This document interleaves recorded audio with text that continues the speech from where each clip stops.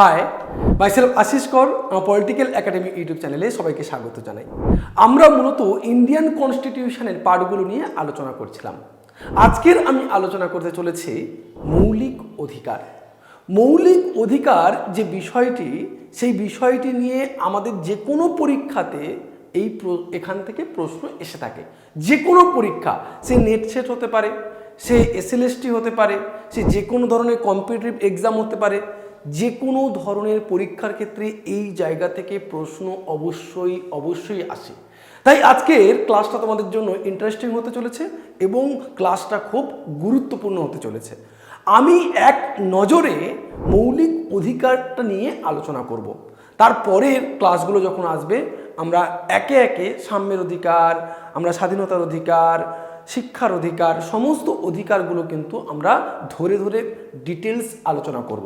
তাহলে চলো দেরি না করে আমরা জেনে নিই যে মৌলিক অধিকার এবং তার ধারাগুলো কোন কোন ধারাতে কি কি মৌলিক অধিকারের কথা বলা রয়েছে। আর একটি কথা, এখনো পর্যন্ত যদি আমার চ্যানেলে একদম নতুন হয়ে থাকো তাহলে অবশ্যই চ্যানেলটিকে সাবস্ক্রাইব করে ফেলো, কারণ ভারতীয় সংবিধানের সমস্ত পার্ট আসতে চলেছে তোমাদের জন্য মক টেস্ট সিরিজ। একদম প্রথমে যেটা না বললেই নয়, মৌলিক অধিকার হচ্ছে 12 থেকে 35 নম্বর ধারা পর্যন্ত আমাদের ভারতীয় সংবিধানে বর্ণনা করা হয়েছে। কত নম্বর ধারা থেকে? 12 নম্বর থেকে 35 নম্বর ধারার মধ্যে মৌলিক অধিকারের কথা বলা হয়েছে। এই মৌলিক অধিকারগুলো কি? যে অধিকারগুলো আমাদের জীবনে অত্যন্ত প্রয়োজনীয়, সেই সমস্ত অধিকারগুলো আমাদের মৌলিক অধিকার হিসেবে গণ্য হয়। এই সমস্ত অধিকারগুলো যেগুলো আমাদের খুব প্রয়োজন, অত্যন্ত প্রয়োজন, মৌলিক যেগুলো ছাড়া একজন মানুষ তার ব্যক্তিত্বের পরিপূর্ণ বিকাশ সাধন করতে পারে না।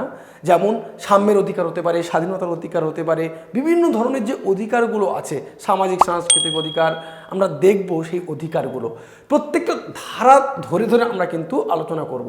এখান থেকে যে ধারাগুলো রয়েছে সেই ধারায় কি কি বলা হয়েছে আমরা এক নজরে চটপট দেখে নেব। আমাদের 12 নম্বর ধারা থেকে আমি শুরু করছি। একেবারে 12 নম্বর ধারাতে কি বলা হয়েছে? মূলত 12 নম্বর ধারাতে মৌলিক অধিকারের সংজ্ঞা দেওয়া হয়েছে।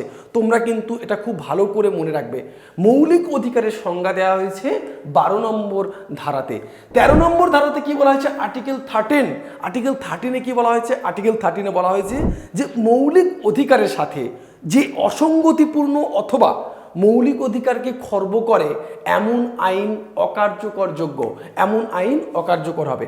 মানে তোমরা বোঝার চেষ্টা করো, মৌলিক অধিকারের সাথে বা মৌলিক অধিকারের বিপক্ষে কোনো আইন যদি তৈরি হয় বা প্রণীত হয়, তাহলে কিন্তু সেই আইন কিন্তু গণ্য হবে না, সেই আইন বাতিল বলে গণ্য হবে।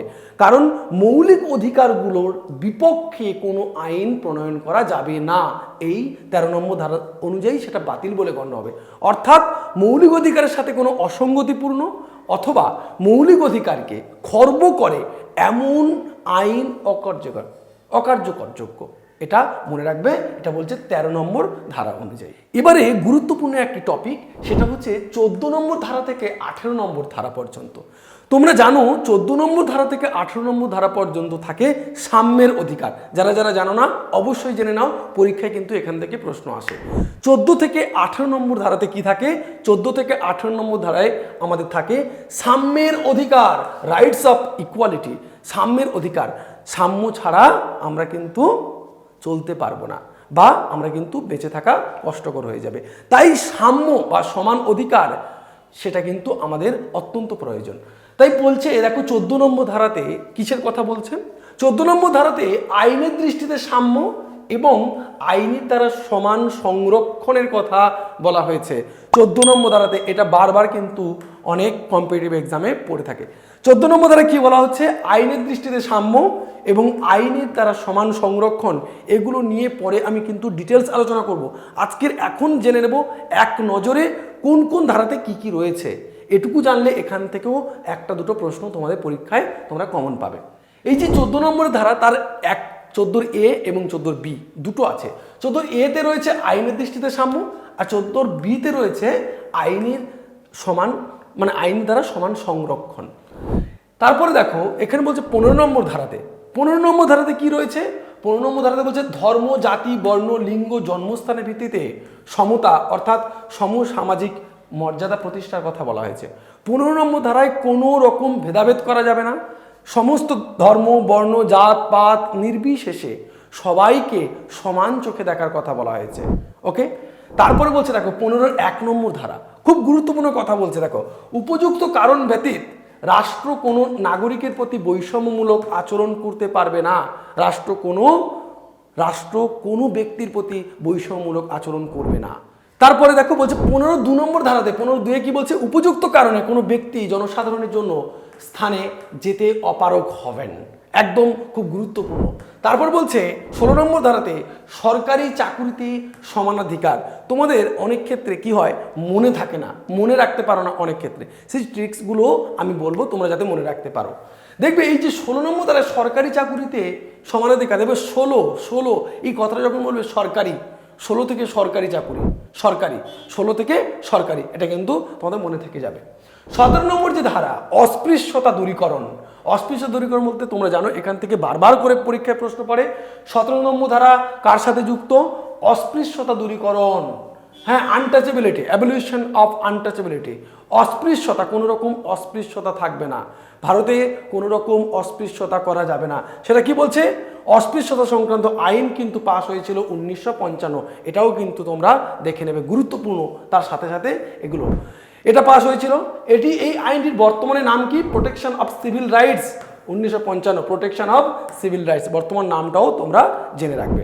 পরে কি বলছে 18 নম্বর ধারা, 18 নম্বর ধারাতে কি বলা হচ্ছে, কোনো খেতাব বা পদবি গ্রহণ করা যাবে না, কোনো খেতাব বা পদবি গ্রহণ করা যাবে না।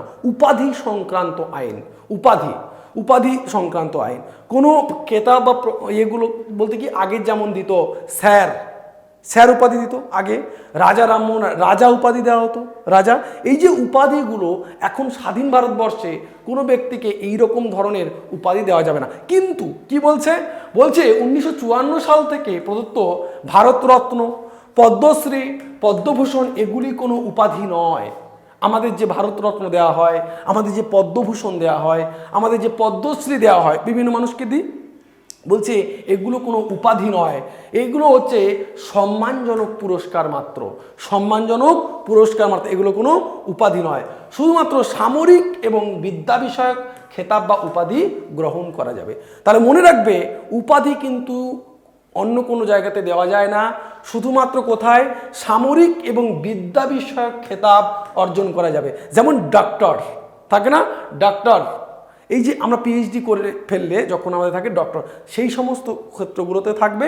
এছাড়া কোনো ক্ষেত্রে শুধু সামরিক এবং বিদ্যা বিষয় ছাড়া কোনো ক্ষেত্রে কিন্তু থাকবে না। সে পদ্মবিভূষণ হতে পারে, পদ্মভূষণ হতে পারে, পদ্মশ্রী হতে পারে, ভারতরত্ন হতে পারে, এগুলো কিন্তু কোনো রকম উপাধি নয়, এগুলো সম্মানজনক পুরস্কার মাত্র। এতদিন যদি তোমাদের কনফিউশন হয়ে থাকে এগুলো কিন্তু বুঝতে পারবে সহজে।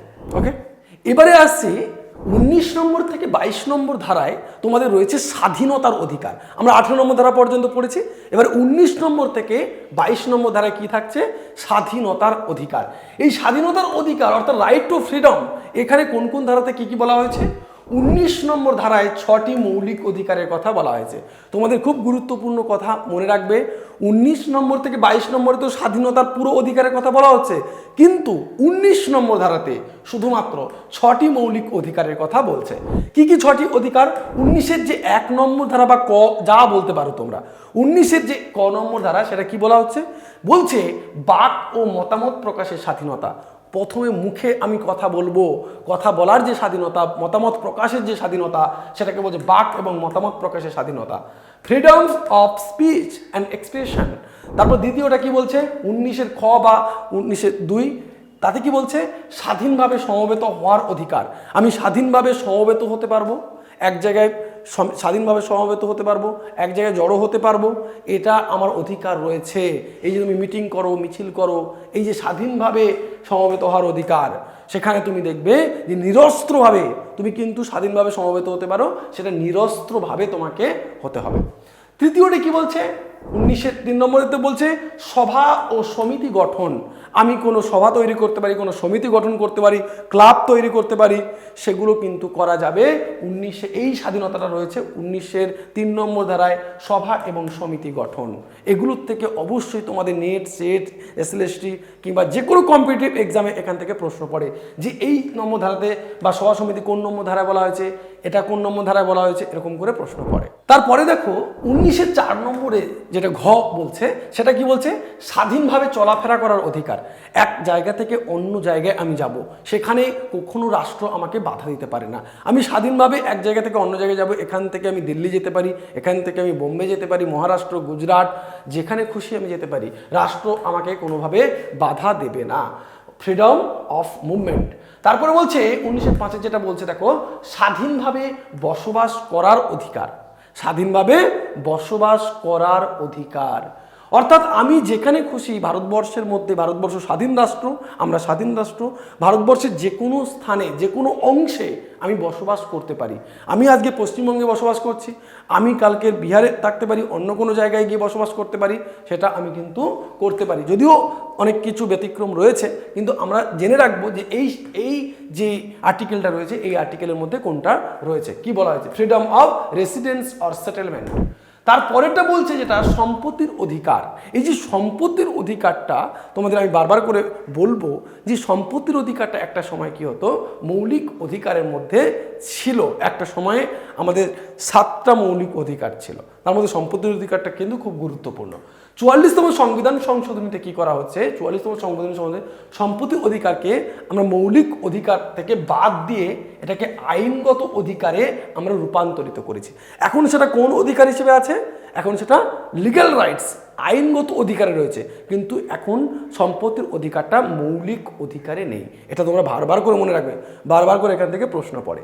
মৌলিক অধিকার নয়, এখন সম্পত্তি অধিকারটা হয়ে গেছে আইনগত অধিকার, লিগ্যাল রাইট হয়ে গেছে। এবং এই কত নম্বর ধারাতে? 300A নম্বর ধারাতে। কত নম্বর ধারাতে?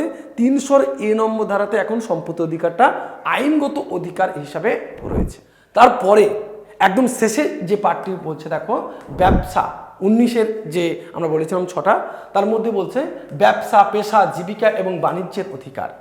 বাণিজ্যের অধিকার, রাইট টু প্রফেশন।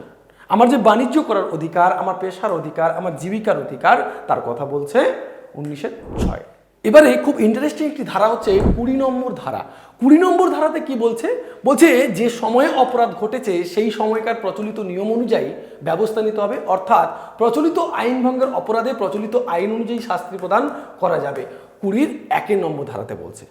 ভালো করে মনে রাখার প্রয়োজন যে আমার অপরাধটা আমি যে সময়ে করছি সেই সময়ের আইন অনুযায়ী তার শাস্তি পাওয়ার অধিকার। অর্থাৎ আমি ধরো 2011 সালে একটা আমি অপরাধ করেছিলাম, সেই অপরাধ, সেই কেস চলতে 2020 সাল পর্যন্ত এসেছে বা 2030 সাল পর্যন্ত চলে গেছে। তাহলে 2030 সালে যে আইন রয়েছে সেই আইন অনুযায়ী কিন্তু আমি শাস্তি পাবো না। আমি শাস্তি পাবো আমি যে সময় অপরাধ করেছিলাম সেই সময়ে যে আইনটা ছিল সেই আইন অনুযায়ী আমি শাস্তি পাওয়ার অধিকার বা শাস্তি পাওয়ার স্বাধীনতা আমার থাকবে। 20 নম্বর, যে সময়ে অপরাধ করে সেই সময় প্রচলিত নিয়ম অনুযায়ী আমার উপরে ব্যবস্থা নিতে হবে। তারপর বলছে দেখো, একই অপরাধের জন্য একাধিক শাস্তি দেওয়া যাবে না। একবার যে অপরাধের জন্য যে ব্যক্তি একবার শাস্তি পেয়ে গেছে, দ্বিতীয়বার তাকে শাস্তি দেওয়া যাবে না। তোমরা এই জন্য জানো, একবার যদি ফাঁসি হয়ে যায়, সে যদি বেঁচে ফিরে যায় বাই চান্স, তাকে আর কিন্তু আমরা ফাঁসি দিতে পারবো না। যদিও তার অনেক ব্যতিক্রম রয়েছে, সেগুলো নিয়ে আমরা পরে আলোচনা করব, পরে আমরা অনেক ডিটেলসে আমরা দেখব। তোমরা শুধু এটুকুই জেনে রাখো যে একই অপরাধের জন্য ব্যক্তিকে কিন্তু আমরা আলাদাভাবে আবার দ্বিতীয়বার কোনো শাস্তি দিতে পারে না। তবে বলছে দেখো, তবে অফিস এবং আদালত পৃথকভাবে শাস্তি দিতে পারে। এগুলো ব্যতিক্রম কিছু কিছু রয়েছে। তারপরে বলছে 23 নম্বর, কোনো অভিযুক্ত ব্যক্তিকে নিজের ইচ্ছার বিরুদ্ধে আদালতে সাক্ষ্য দিতে বাধ্য করা যাবে না।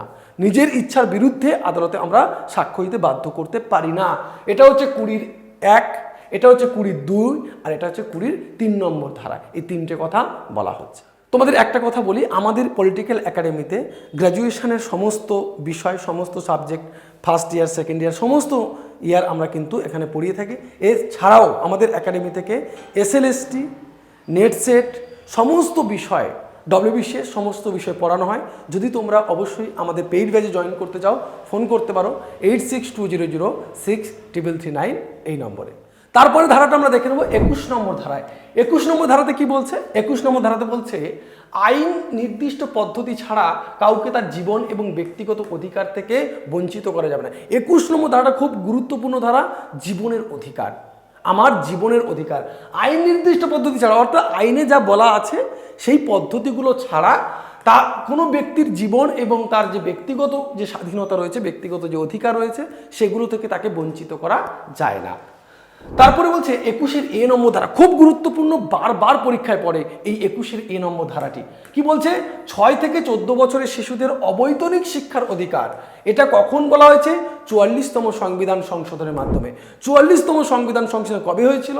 2002 সালে 44তম সংবিধান সংশোধনের মধ্য দিয়ে বলা হয়েছে মৌলিক অধিকারে অন্তর্ভুক্ত হয় এটা 21-এর এ নম্বর ধারাতে। বারবার মনে রাখবে 21-এর এ নম্বর ধারাটা হচ্ছে আমাদের কি? 21-এর এ নম্বর ধারাটা হচ্ছে 6 থেকে 14 বছর শিশুদের মধ্যে আমাদের বিশেষ করে শিক্ষার অধিকারের সাথে জড়িত, এটা মনে রাখবে।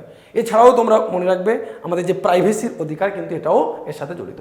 জাতীয় জরুরি অবস্থা চলাকালীন রাষ্ট্র মনে করলে 19 নম্বর ধারায় উল্লিখিত অধিকার সংকুচিত করতে পারে এবং যে কোনো অবস্থাতে 20 নম্বর ধারা বাতিল করা যায় না। আমাদের যে 19 নম্বর যে ধারার যে অধিকারগুলো দেখলাম সেগুলো বাতিল হতে পারে জাতীয় জরুরি অবস্থায়। জাতীয় জরুরি অবস্থাকালীন যখন জরুরি অবস্থা জারি হয় তখন কিন্তু এগুলো মৌলিক অধিকারের মধ্যে 19 নম্বর ধারা বাতিল হতে পারে। খুব গুরুত্বপূর্ণ পার্ট, মনে রাখবে। কিন্তু কোনো অবস্থাতেই 20 নম্বর ধারা বাতিল করা যায় না। 20 নম্বর ধারাকে বাতিল করতে পারবো না। 20 নম্বর ধারাতে কি বলা হয়েছিল? কি বলা হয়েছিল 20 নম্বর ধারাতে?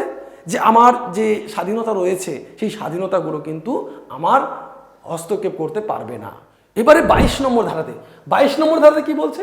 কোনো ব্যক্তিকে গ্রেপ্তার করা হলে সত্ত্বর তাকে গ্রেপ্তারের কারণ জানাতে হবে এবং আটক ব্যক্তিকে তার পছন্দ মতো আইনজীবীর সাথে পরামর্শ এবং আত্মপক্ষ সমর্থনের সুযোগ দিতে হবে। 22-এর 1 নম্বর ধারাতে বলছে তাকে তার সুযোগ দিতে হবে, আত্মপক্ষ সমর্থনের সুযোগ দিতে হবে, তার উকিলের সাথে কথা বলতে দিতে হবে, তাকে গ্রেপ্তারের কারণ জানাতে হবে, কেন তাকে গ্রেপ্তার করেছো তার কারণ জানাতে হবে। ধৃত ব্যক্তিকে গ্রেপ্তারের 24 ঘন্টার মধ্যে নিকটতম ম্যাজিস্ট্রেটের কাছে, যে ব্যক্তিকে তুমি আটক করবে তাকে 24 ঘন্টার মধ্যে তার কাছাকাছি কোনো ম্যাজিস্ট্রেটের কাছে হাজির করতে হবে এবং ম্যাজিস্ট্রেটের অনুমতি ছাড়া ওই সময়ের বেশি তাকে আটক রাখা যাবে না। 22-এর 2 নম্বর ধারায় এগুলো খুব গুরুত্বপূর্ণ পয়েন্ট, মনে রাখবে। তারপরে কি বলছে? 22-এর 3 নম্বর ধারায় শত্রুভাবাপন্ন বিদেশি এবং নিবর্তনমূলক আটক আইনে আটক ব্যক্তির ক্ষেত্রে উপরিউক্ত অধিকারগুলি প্রযোজ্য হবে না। এটা হচ্ছে 22-এর 3 নম্বর ধারায়। পরের যে পার্টটি রয়েছে 23 এবং 24 নম্বর ধারা। 23 এবং 24 নম্বর ধারা কিসের কথা বলা হয়েছে? শোষণের বিরুদ্ধে অধিকার। শোষণের বিরুদ্ধে অধিকার, রাইট এগেইনস্ট এক্সপ্লয়েটেশন। হ্যাঁ, এক্সপ্লয়েটেশন বা এই যে আমরা মূলত শোষণের বিরুদ্ধে অধিকার বলছি, শোষণ করার বিরুদ্ধে অধিকার, এটা কীরকম? 23 নম্বর ধারাতে কি বলছে? বলছে বল প্রয়োগের দ্বারা পরিশ্রম করানো, মানুষ ক্রয় বিক্রয়, বেগার খাটানো বিশেষভাবে দণ্ডনীয় অপরাধ। কাউকে আমি বেগার খাটাতে পারবো না, মানুষকে বিক্রি করতে পারবো না, মানুষকে পাচার, এই যে মানুষকে ক্রয় বিক্রয় করা, পাচার করে দেওয়া, তোমরা দেখেছো, এগুলো করা অধিকার নেই। এগুলো করা যাবে না, এগুলো হচ্ছে দণ্ডনীয় অপরাধ। অর্থাৎ নাগরিকের উপর শোষণ নিষিদ্ধ, কোনো ধরনের শোষণ নাগরিকের উপর করা যাবে না। কারণ এত বছর ধরে ইংরেজরা আমাদের শোষণ করেছে, আর শোষণ করো না, কিন্তু এখনো পর্যন্ত সেই শোষণ অব্যাহত আছে কি নেই তোমরা কমেন্ট করে জানাবে। আচ্ছা, 24 নম্বর ধারাতে কি বলা হয়েছে? 24 নম্বর ধারাতে বলছে, দেখো, যে 14 বছরের যে কম বয়সী শিশুদের শ্রমিক হিসেবে ঝুঁকিপূর্ণ কাজে নিয়োগ করা যাবে না। আমরা কিন্তু এর অনেক সুযোগ নিই। দেখো বাড়িতে আমরা বলি, দেখো বাবা আমার কিন্তু 14 বছর বয়স হয়নি। অনেকে যারা 14 বছর বয়স হয়নি তারা, ছোটোবেলা তোমরাও বলেছো হয়তো, দেখো আমার কিন্তু 14 বছর বয়স হয়নি, আমি কিন্তু পুলিশকে জানিয়ে দেবো, তোমরা আমাকে জোর করে খাটাচ্ছ, জোর করে কাজ করাচ্ছ। ব্যাপারটা এরকম নয়। ব্যাপারটা এখানে কি বলছে? 14 বছর বয়সী কোনো কম বয়সী শিশুদের শ্রমিক হিসাবে বা কোনো ঝুঁকিপূর্ণ কাজে, যে কয়লা খাদান বা যে কোনো ঝুঁকিপূর্ণ যেগুলো কাজ রয়েছে, হ্যাঁ, গ্যাসের কাজ করা, হ্যাঁ, যেগুলো ঝুঁকিপূর্ণ কাজ রয়েছে সেগুলোতে কিন্তু কাজ করানো যাবে না। শিশুদের যারা 14 বছরের কম বয়স তাদেরকে কখনো এই কাজ করা যাবে। যেমন দেখো, খনি, আতশবাজি শিল্প এবং কোনো বিপজ্জনক কাজে তাদের কাজ করানো যাবে না। এটা বলছে 24 নম্বর ধারাতে। এবার দেখো 25 থেকে 28 নম্বর ধারা পর্যন্ত কি বলা হয়েছে, 25 থেকে 28 নম্বর ধারা পর্যন্ত বলা হয়েছে ধর্মীয় স্বাধীনতার অধিকার। এত যে ধর্ম নিয়ে আমরা মাতামাতি করি, এত যে ধর্ম নিয়ে আমরা কথা বলি, সেই ধর্মীয় স্বাধীনতার অধিকার, ভারতবর্ষে যে ধর্মনিরপেক্ষতা আমি যেটা আলোচনা করেছি তোমরা দেখবে সেখানে ধর্মনিরপেক্ষতা নিয়ে আলোচনা করেছি, সার্বভৌমিকতা নিয়ে আলোচনা করেছি। আমাদের যে ধর্মীয় স্বাধীনতার অধিকার সেটা কীরকম, আমাদের right two freedom of religion অধিকারে কী কী দিয়ে দিচ্ছে আমাদের বলো। 25 নম্বর ধারাতে কি বলছে, পেশা বা জীবিকা গ্রহণের ক্ষেত্রে ধর্ম বাধা হয়ে দাঁড়াবে না, কোনো বাধা হয়ে দাঁড়াবে। যে কোনো ধর্মের মানুষ যে কোনো ধরনের পেশায় কাজ করতে পারে, যে কোনো রকমের জীবিকা অর্জন করতে পারে। সেখানে আমি মুসলিম বলে আমি টিচারি করতে পারবো না, আমি হিন্দু বলে আমি কিছু অন্য কাজ করতে পারবো না, এরকম কিছু নয়। যে কোনো ধরনের পেশায় সবাই হচ্ছে ধর্মমত বিবেকের স্বাধীনতা অনুযায়ী সবাই ধর্মমত নির্বিশেষে প্রত্যেকে নিজের মতো নিজে জীবিকা অর্জন করতে পারবে, সে যে কোনো ধরনের, এবং সমস্ত ধর্মমত গ্রহণ, ধর্মাচরণ, ধর্ম প্রচারের স্বাধীনতা সে ভোগ করবে। সে ধর্মাচরণ করতে পারে যে কোনো ধরনের ধর্ম। 26 নম্বর ধারা কি বলছে, ধর্মীয় অনুষ্ঠান পালনের স্বাধীনতা। আমি আমার ধর্ম, আমার সংস্কৃতি আমি পালন করতে পারবো। আমি এই যে আমি অনুষ্ঠান করি, আমি সর্বসমক্ষে আমি প্রসেশন নিয়ে বের হই, তো এগুলো হচ্ছে আমি আমার ধর্মচারণ করছি, তুমি তোমার ধর্মচারণ করছো, কোনো কারোর ধর্মচারণে কেউ কখনো বাধা দিতে পারে না। কত নম্বর ধারায়, 26 নম্বর ধারাতে, মনে রাখবে সবাই, হ্যাঁ মনে রাখবে কিন্তু, ধর্মীয় প্রতিষ্ঠান গঠন বা দেবত্ব পরবর্তী সম্পত্তি অর্জন ভোগ দখল করা যাবে, এগুলো কিন্তু একটু মনে রাখবে। 27 নম্বর ধারাতে কি বলছে, ধর্মীয় ক্ষেত্রে জোর করে কর বা চাঁদা আরোপ করা যাবে না। কোনো ধর্মীয় ক্ষেত্রে বা ধর্মের জন্য বিশেষ করে জোর করে কোনো কর আদায় করা, ধর্মের জন্য কর আদায় করা এগুলো যাবে না। বলছে ধর্মটা নিজের ব্যক্তির স্বাধীনতা, সে গ্রহণ করতে পারে না করতে পারে সেটা তার ব্যক্তির ব্যাপার, কিন্তু তুমি তার কাছে জোর করে চাঁদা গ্রহণ করতে পারবে না। দেখো 28 নম্বর ধারাতে কি বলছে, 28 নম্বর ধারাতে বলছে কিছু কিছু শিক্ষা প্রতিষ্ঠানে ধর্মীয় অনুষ্ঠান পালনের অধিকার। শিক্ষা প্রতিষ্ঠানে ধর্মীয় অধিকার, শিক্ষা প্রতিষ্ঠানে ধর্মীয় অনুষ্ঠান পালনের অধিকার, কিছু কিছু ক্ষেত্রে তাদের বাধা নিষেধ দেওয়া রয়েছে। বলছে পুরোপুরি সরকারি শিক্ষা প্রতিষ্ঠানে ধর্মশিক্ষা নিষিদ্ধ, যেগুলো একদম সরকারি কলেজ, সরকারি শিক্ষা প্রতিষ্ঠান, সেগুলোতে ধর্মীয় শিক্ষা দান সেগুলো নিষিদ্ধ। তো প্রাইভেট ইনস্টিটিউশনে সেগুলো হতে পারে, তাদের ব্যক্তিগত ব্যাপার, কিন্তু সরকারি কোনো শিক্ষা প্রতিষ্ঠান, পুরোপুরি যেগুলো সরকারি প্রতিষ্ঠান, সেগুলোতে কখনো আমরা ধর্ম নিয়ে আলোচনা করতে পারি না বা ধর্ম শিক্ষা আমরা দিতে পারি না। দ্বিতীয়ত কি বলছে, সরকার কর্তৃক স্বীকৃত আংশিকভাবে সাহায্যপ্রাপ্ত শিক্ষা প্রতিষ্ঠান ধর্মশিক্ষা দান একেবারে নিষিদ্ধ হয়নি। প্রাপ্তবয়স্ক শিক্ষার্থীদের ক্ষেত্রে নিজেদের বাকিদের অভিভাবকদের ক্ষেত্রে সম্মতি প্রয়োজন। তৃতীয়ত বলছে সম্পূর্ণ বেসরকারি শিক্ষা প্রতিষ্ঠানে এ বিষয়ে বাধা নিষেধ আরোপ করা হয়নি। এইগুলো তোমাদেরকে একটু দেখতে হবে। এবার আমরা দেখব 29 থেকে 30 নম্বর ধারায় যে সংস্কৃতি ও শিক্ষাগত অধিকার, যা কালচারাল বা এডুকেশন রাইটসের কথা বলা হয়েছে মূলত। হ্যাঁ, 29 এবং 30 নম্বর ধারায় কালচারাল রাইটস এবং শিক্ষার যে অধিকারের কথা বলা হয়েছে সেটা কি বলা হয়েছে, এবং 31 নম্বর ধারাটাও আমরা দেখব, যেটা কিন্তু এখন মৌলিক অধিকারে নেই। 29 নম্বর ধারাতে কি বলা হচ্ছিল, যে সংখ্যালঘুদের স্বার্থ রক্ষার জন্য বলা হয়েছে, সংখ্যালঘুদের স্বার্থ রক্ষার কথা বলা হচ্ছে। কিসের কথা, 29 নম্বর ধারায় নাগরিকদের সকল সম্প্রদায়কে নিজ নিজ ভাষা, সংস্কৃতি, লিপি ব্যবহারের অধিকার দেওয়া হয়েছে। নিজের যে ভাষা, আমি আমার বাংলা ভাষায় কথা বলবো, কেউ সাঁওতালি ভাষায় কথা বলবে, কেউ হিন্দি ভাষায় কথা বলবে, যে ভাষায় তার যেটা মাতৃভাষা, সেটা সে, তার যে সংস্কৃতি, তার যে আইডেন্টিটি, সেটা সে করতে পারে, সেটা সে পরিচালনা করতে পারে, এবং লিপি ব্যবহার করার অধিকার রয়েছে। সম্পূর্ণ সরকারি বা সরকারি সাহায্যপ্রাপ্ত শিক্ষা প্রতিষ্ঠানে ধর্ম, মূল বংশ, বর্ণ, ভাষা, শ্রেণী নির্বিশেষে প্রবেশাধিকার দেওয়া হয়েছে। সমস্ত শ্রেণীর মানুষেরা শিক্ষা প্রতিষ্ঠানে তারা অংশগ্রহণ করতে পারে, তারা পড়াশোনা করার অধিকার পেতে পারে, এটা নিয়ে কোনো রকম কোনো বাধা থাকবে না। কত নম্বর বলছে, 29 নম্বর ধারায়। 30 নম্বর ধারাতে কি বলছে, 30 নম্বর ধারাতে বলছে সংখ্যালঘুদের শিক্ষা প্রতিষ্ঠান স্থাপন, পরিচালনা করার অধিকার। রাষ্ট্র এইরূপ শিক্ষা প্রতিষ্ঠানে অনুদান দেওয়ার ক্ষেত্রে বৈষম্য করবে না। বুঝতে পেরেছ? তোমরা যে এত চেঁচাও যে কেন এখানে এই শিক্ষা দেওয়া হবে, কেন ওখানে ওই শিক্ষা দেওয়া হবে, বিষয়টা হচ্ছে 30 নম্বর ধারাতে কি বলা হচ্ছে, বলছে সংখ্যালঘুদের শিক্ষা প্রতিষ্ঠান স্থাপন। যারা সংখ্যালঘু তারা কিন্তু তাদের জন্য শিক্ষা প্রতিষ্ঠান স্থাপন করতে পারে। যারা সংখ্যালঘু শ্রেণীর মানুষ তারা কিন্তু তাদের শিক্ষা প্রতিষ্ঠান স্থাপন করতে পারে এবং পরিচালনা করার অধিকার তাদের কিন্তু রয়েছে। রাষ্ট্র এইরকম শিক্ষা প্রতিষ্ঠানের ক্ষেত্রে যে অনুদান দেবে না তা নয়, তারা দিতে পারবে, রাষ্ট্র কোনো এখানে বাধা প্রদান করবে না। আর 31 নম্বর ধারা খুব গুরুত্বপূর্ণ, মনে রাখবে। এই 31 নম্বর ধারাতে কি ছিল, 31 নম্বর ধারাতে ছিল সম্পত্তির অধিকার। আমি যেটা বলছি যে 300 ইয়েতে চলে গেছে, 300 এতে সেটা চলে গেছে আইনগত অধিকার হয়ে। রাইট টু প্রপার্টি, এটা বলছে 44তম সংবিধান সংশোধনের মধ্য দিয়ে, মূলত 44তম সংবিধান সংশোধন যেটা হয়েছিল 1978-এ, এটি মৌলিক অধিকারের স্বীকৃতি হারায়, এটার মধ্য দিয়ে মৌলিক অধিকারের স্বীকৃতি হারিয়ে ফেলছে। বর্তমানে এটি 300A নম্বর ধারায় আইনগত অধিকার হিসেবে অন্তর্ভুক্ত করা হয়েছে। মনে রাখবে, এটা কিন্তু খুব গুরুত্বপূর্ণ। কিন্তু অন্যান্য ধারা যেমন 31A, 31B, 31C এখনও অবধি বলবৎ রয়েছে। এগুলো কিন্তু তোমাদের পরীক্ষায় বারবার করে আসে। কিন্তু আমরা একেবারে শেষ পর্যায়ে চলে এসেছি। একদম শেষ পর্যায়ে আমরা 32 থেকে 35 নম্বর ধারা পর্যন্ত আমরা আলোচনা করব। আমাদের যে সাংবিধানিক প্রতিবিধানের অধিকার, অর্থাৎ এতক্ষণ যে মৌলিক অধিকারগুলো আমরা দেখলাম, এই মৌলিক অধিকারগুলো, এই যে মৌলিক অধিকারগুলো আমরা যেগুলো দেখলাম, সেগুলো সংরক্ষণের তো প্রয়োজন আছে নাকি? সেগুলো সংরক্ষণের জন্য সাংবিধানিক প্রাতিবিধানিক অধিকার, প্রতিবিধানের অধিকার, যে এগুলোকে সংরক্ষণ করতে হবে যাতে এগুলো লঙ্ঘন করলে শাস্তি পায়, সেগুলোর দিকটাও কিন্তু দেখতে হবে। তাই সুপ্রিম কোর্টে এই 32 নম্বর ধারায় কিন্তু তোমরা মনে রাখবে, সুপ্রিম কোর্টকে 5টি রিটের কথা বলা হয়েছে বা 5টি লেখ জারি করার কথা বলা হয়েছে। তোমরা জানো প্রহিবিশন, তোমরা পরমাদেশ, হ্যাঁ, অধিকার পিচ্ছা, উৎপ্রেষণ, এগুলো তোমরা জানো। এগুলো আমি পরে আলোচনাও করব ডিটেলস। 32 নম্বর ধারাতে কি বলা হচ্ছে? মৌলিক অধিকারগুলি কার্যকর করার জন্য সাংবিধানিক প্রতিবিধানের ব্যবস্থা গৃহীত হয়েছে আদালত কর্তৃক 5টি লেখ জারির মধ্য দিয়ে। মনে রাখবে, 5টি লেখ বা লেখ জারির মধ্য দিয়ে।